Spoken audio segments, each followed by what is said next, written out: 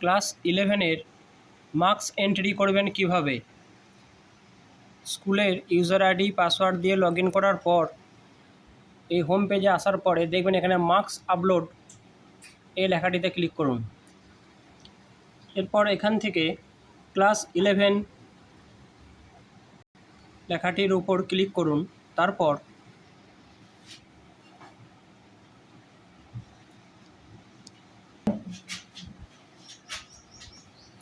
Season 23-24 student type currently registered এবং এখানে page লিমিটটা নিয়ে নিন।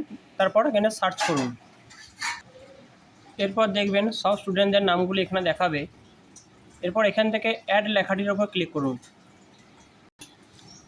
এখান থেকে থিওরি এবং প্র্যাকটিক্যাল মার্কস লেখার পর এখান থেকে সাবমিট করুন। এইভাবে প্রত্যেকের মার্কস আপলোড করবেন। আর যারা অ্যাবসেন্ট আছে তাদের ক্ষেত্রে মার্ক অ্যাবসেন্ট এই লেখাটিতে ক্লিক করবেন।